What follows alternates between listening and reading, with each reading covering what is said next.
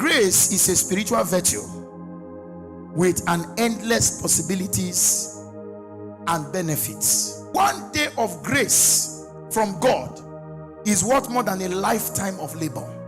Christianity is the grace of God demonstrated through the birth, death, and resurrection of Jesus Christ.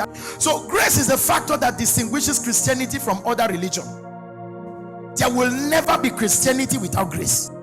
When your life is empty of God's grace, it will be full of disgrace. The opposite of grace is disgrace.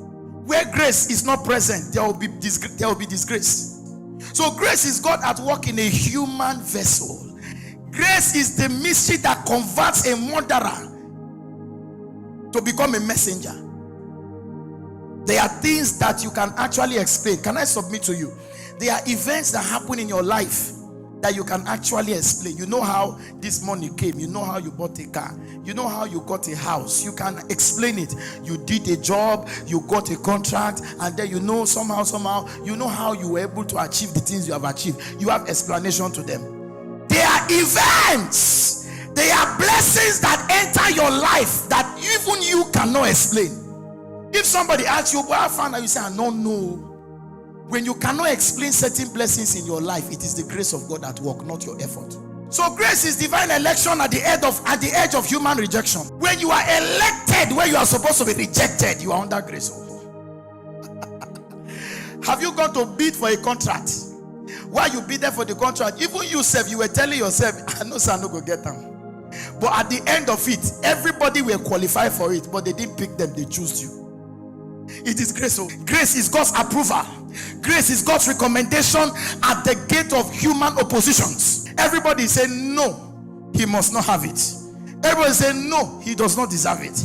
But God say everybody should go and sit down. My grace is going to speak. Grace is God's unmerited favor that brings about everything good in your life. All men are born equal. The only thing that distinguishes all of us is the grace of God. Have you not noticed? On Saturdays, it's not all the most beautiful people that get married. Well, on Saturdays, it's only makeup that cover the girls. And that makeup is not truly makeup. It's not foundation. It's not mascara. Am I talking to someone here? It is grace that covered their face. So if you marry today, don't boast and say, me, I'm not fine. But see, I don't marry. That girl we're fine where we never married. Don't boast to his grace. Have you not seen fine girls? Very fine, wonderful, looking, good character, fine girls, but they are praying for a husband. Why the people that are not even fine? They have left the first marriage, entered the second marriage, they're in the third marriage. They're even waiting for the fourth one. They have the grace of marriage. They're not a fine man. Whereas there are people that are extremely beautiful. As they walk on the road, nobody will tell them hi. Nobody will tell them. Even if anybody tried to tell them hi, it's going to be a problem. It's grace. Go and check most of the most wealthiest people. Did you hear where Dangote, they say Dangote had first class? Did you hear where Odetola made first class? No. Did you hear where Bill Gates, they say Bill Gates made first class? No, okay. The Facebook guy, Mark Zuckerberg, did you hear that he made first class? Grace is what covers your limitations. You need grace for the next level of your life. You need grace. If you want to marry, you need grace for marriage.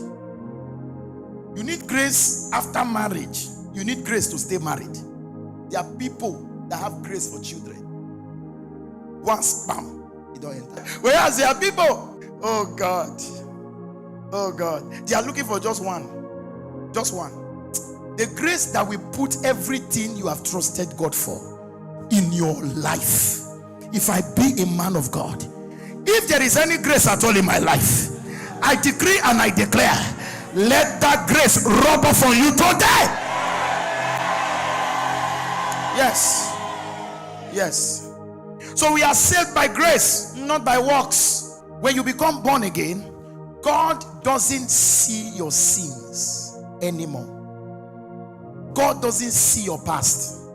God doesn't see the mistakes you've made. God doesn't see the errors of your life anymore. You know God, what God sees?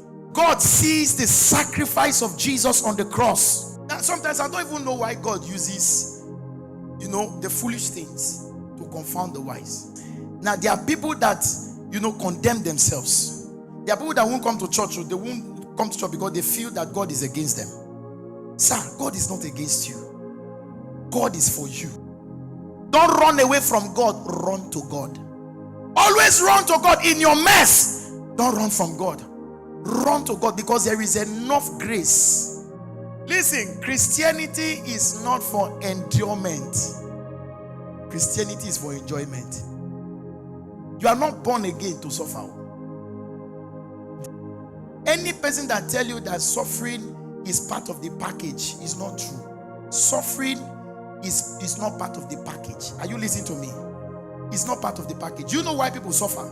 People suffer at the level of their ignorance. Now, you can be suffering at the edge, at the instance of your ignorance. But when your understanding opens, suffering leaves you. Grace is divine connection. It is the grace of God that brings success. It's the grace of God, not human effort. There are people that work from morning till night. Morning till night. I'm not saying you should not work. He that will not work should not chop. But there are people that work from morning till night. Night till morning.